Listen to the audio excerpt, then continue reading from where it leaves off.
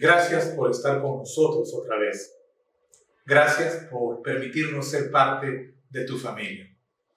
Cada semana tenemos un encuentro para buscar indicaciones y para darnos apoyo mientras atravesamos este difícil tiempo que está trayendo tanto dolor y pérdida a muchas familias, a quienes desde aquí les enviamos nuestro cariño y solidaridad. A decir verdad, las cosas no pintan bien para nuestro país. Y a medida que el virus avanza, todos hemos ido cambiando de actitud. De la indiferencia, mientras estuvo en otras partes del mundo, pasamos a prestar atención. De prestar atención, pasamos a sentir una preocupación cada vez más intensa al oír todo lo que se dice. De la preocupación pasamos a sentir miedo ante la posibilidad que nosotros o algún miembro de nuestra familia se contagie. Y del miedo, muchos están a punto de caer en la desesperación porque no se ve ninguna solución. ¿Cuántas personas sienten el alma agitada porque la situación no mejora? Prestar atención es necesario. Sentirse preocupados es natural. Tener miedo es comprensible. Pero caer en desesperación es peligroso, porque significa que nos sentimos derrotados, que ya no se puede hacer nada. Hoy quiero poner la alerta sobre el riesgo de que tus pensamientos o tus emociones o tus sentimientos estén conduciéndote a un estado de desesperación. Hoy quiero que busquemos la respuesta a una pregunta muy importante. ¿Cómo vencer la desesperación? La historia de los primeros cristianos muestra que ellos vivieron al filo del abismo, enfrentando situaciones peligrosas, sufriendo desprecio y rechazo, pagando con sus propias vidas el precio de creer y seguir al Señor Jesús. Sí, la historia de los primeros cristianos está llena de páginas de tribulación, apremios, persecución y muerte. Y sin embargo, a pesar de todo lo que sufrieron, nunca fueron dominados por la angustia. Jamás se sintieron desamparados. No pudieron destruirlos. Y por más que sus enemigos lo intentaron, jamás fueron dominados por la desesperación. Pablo describe el caminar de esos primeros cristianos con estas palabras. Estamos atribulados en todo, mas no angustiados. En apuros, mas no desesperados. Perseguidos, mas no desamparados. Derribados, pero no destruidos. Tremendas palabras. Valeria, por favor, deja en la pantalla estas palabras para que todos puedan apreciarlas. Porque hoy quiero resaltar algunos detalles. Por ejemplo, miren los verbos. Todos están conjugados en tiempo presente continuo. Eso significa que Pablo no estuvo hablando de cosas irreales o simbólicas. No, él estuvo hablando de realidades. Es decir, ellos vivieron situaciones tan peligrosas como las que nosotros estamos viviendo hoy. Y sintieron que no tenían salida. Sufrieron persecución, muerte. Pero a pesar de tremendas dificultades, escúchame por favor, nunca cayeron en la desesperación. ¿Cuál fue su secreto? Por favor, miren el verso, porque es importante notar las conjunciones que Pablo usó. Él dice, mas no fueron angustiados, mas no se desesperaron, mas no fueron desamparados. Él dice que no fueron destruidos. Y cada una de estas conjunciones indica que cuando estaban al borde del abismo, de pronto sucedía algo inesperado, sobrenatural, milagroso, que les devolvía la respiración y les daba fuerzas para continuar. Es decir, Pablo está diciendo que no cayeron en la desesperación porque contaron con recursos espirituales. Quiero que pienses en lo que acabo de decir. Sí, ellos sufrieron, pero lo importante es que contaron con recursos espirituales a su favor. Déjame hacerte una pregunta. ¿Crees que Dios puede ayudarnos en situaciones difíciles? La Biblia tiene historias sobre los recursos espirituales que Dios ofrece a quienes confían en Él. Por ejemplo, Gedeón venció al ejército de Madián con antorchas, cántaros y trompetas. Tenía recursos espirituales. David derrotó al gigante Goliat con una honda y unas cuantas piedras. Tenía recursos espirituales. A Daniel lo lanzaron al foso de leones y se puso a jugar con ellos. ¿Por qué? Porque tenía recursos espirituales. Jesús alimentó a una multitud con 5 panes y 2 peces, porque tenía recursos espirituales. A Pedro lo encerraron en el último calabozo y en la noche se despertó y salió tranquilamente. Tenía recursos espirituales. A Pedro, a Pablo, lo apedrearon, lo cubrieron completamente de piedras. ¿Qué hizo? Se levantó, limpió su túnica y siguió predicando. Todos enfrentaron situaciones peligrosas. Todos superaron y vencieron las crisis. ¿Por qué? Porque contaron con la ayuda de Dios. En pocas palabras, los cristianos tenemos recursos espirituales.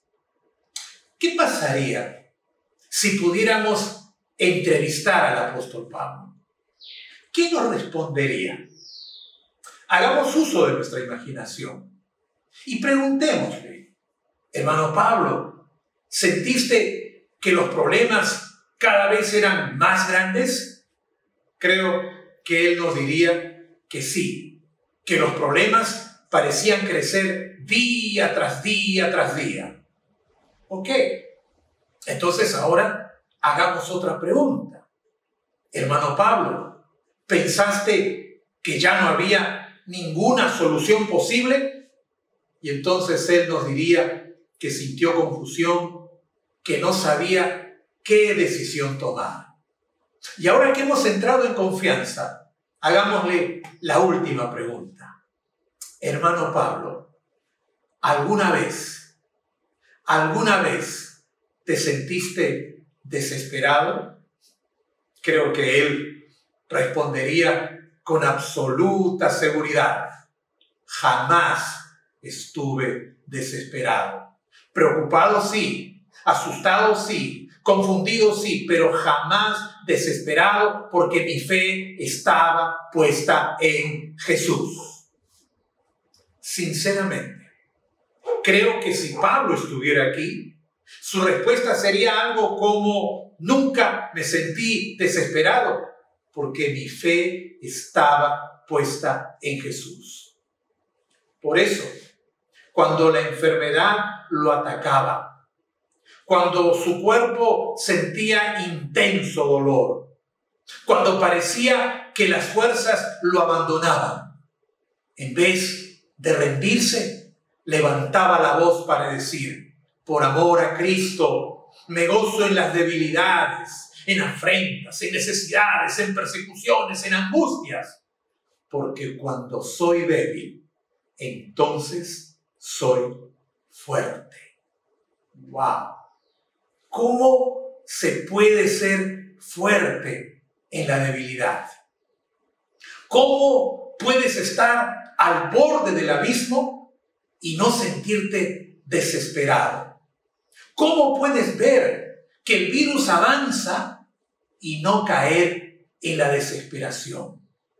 Unos cuantos años después, un colega de Pablo, el apóstol Juan, a quien enviaron a una isla desierta para derrotarlo y para quebrar su ánimo, sabiendo lo mismo que sabía Pablo, que todos los cristianos cuentan con recursos espirituales, se animó a escribir: esta es la victoria que vence al mundo, nuestra fe.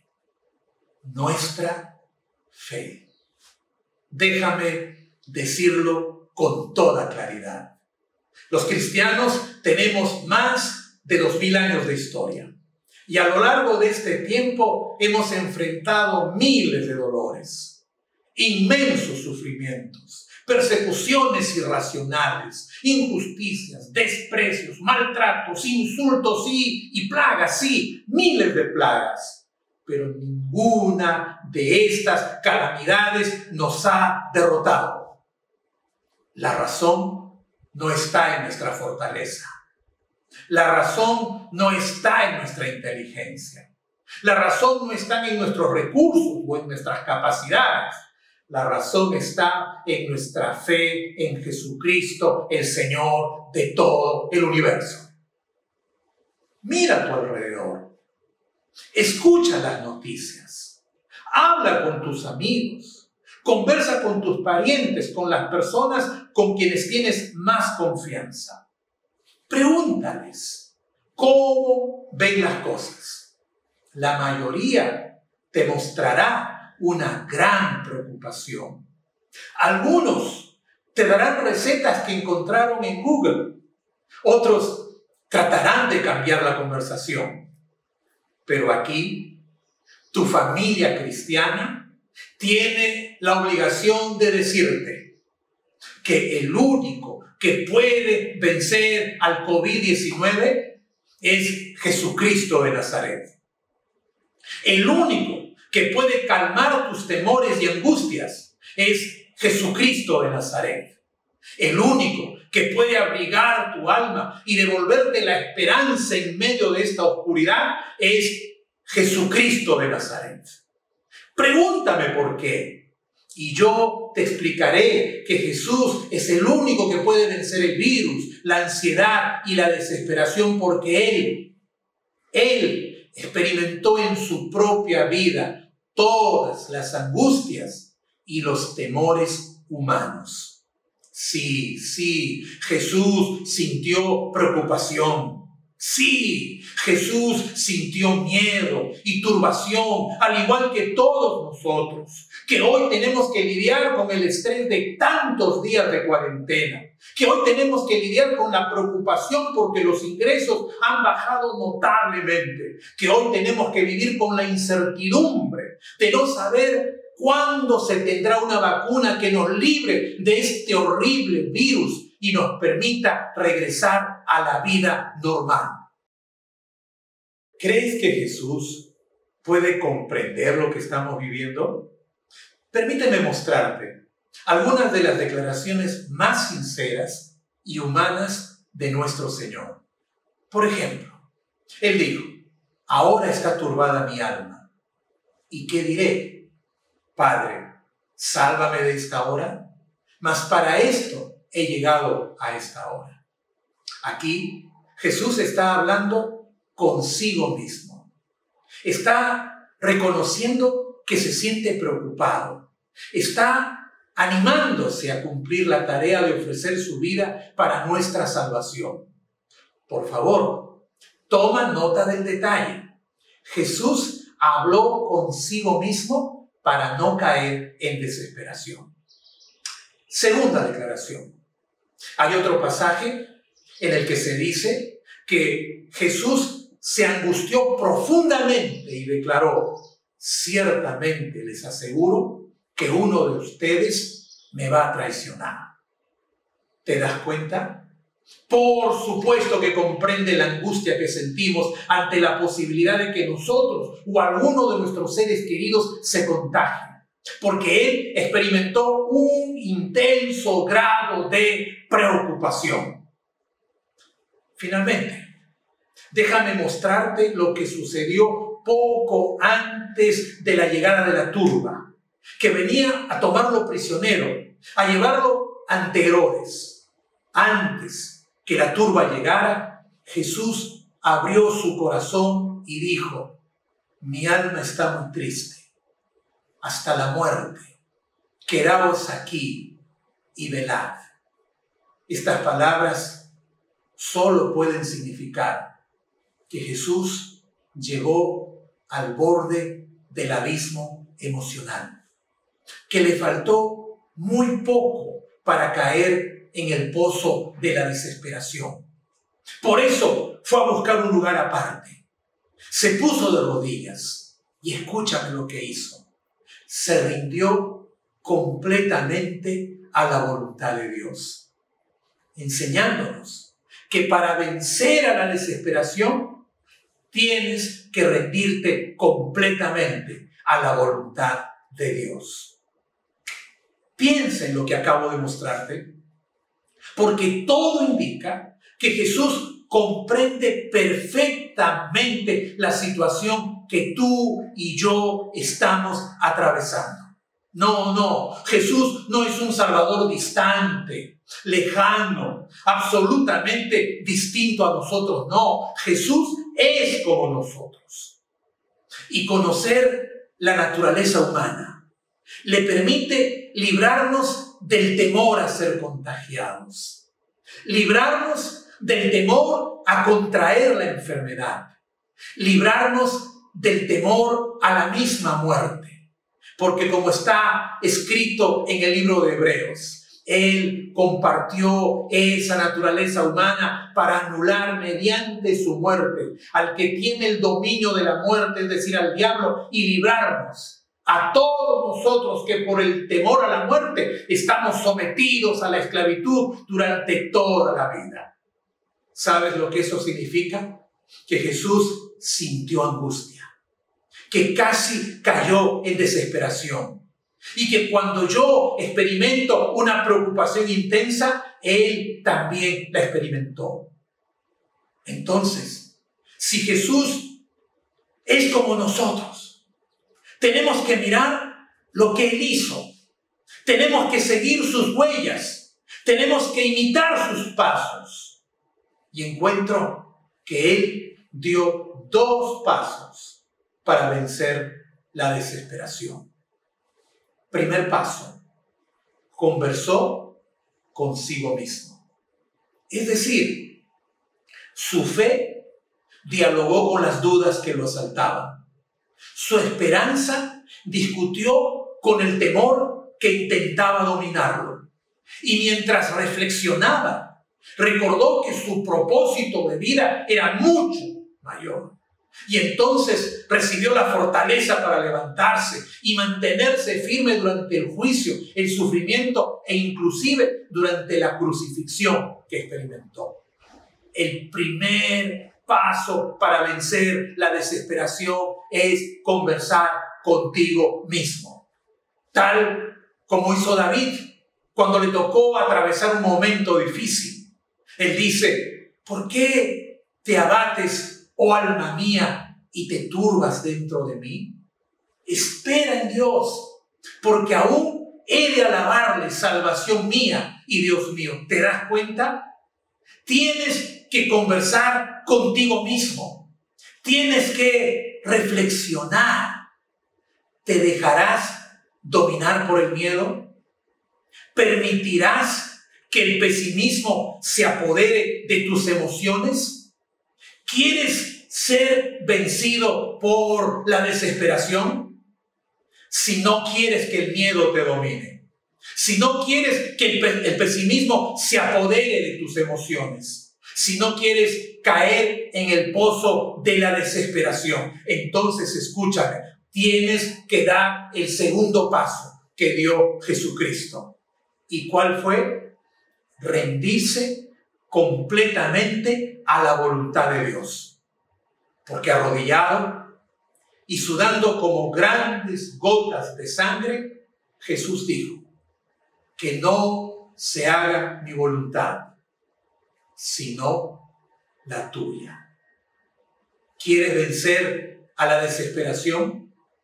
Mira lo que hizo Jesucristo y ríndete completamente a Dios.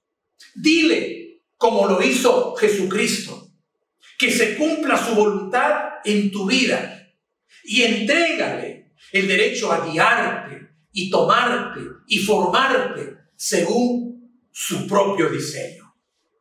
Entonces, cuando te rindas a la voluntad de Dios, sucederá un milagro. Los recursos espirituales vendrán en tu ayuda y milagrosamente tu corazón se llenará de paz tal como está prometido. Porque la Biblia dice: y la paz de Dios, que sobrepasa todo entendimiento, guardará tu corazón y tu pensamiento en Cristo Jesús.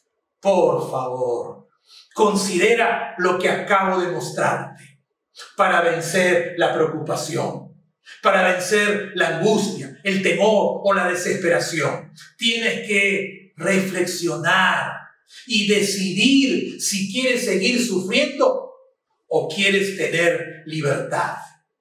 Entonces, cuando decides ponerle punto final a la angustia, el siguiente paso es rendirte ante Dios y decirle: Señor, cumple tu voluntad en mi vida.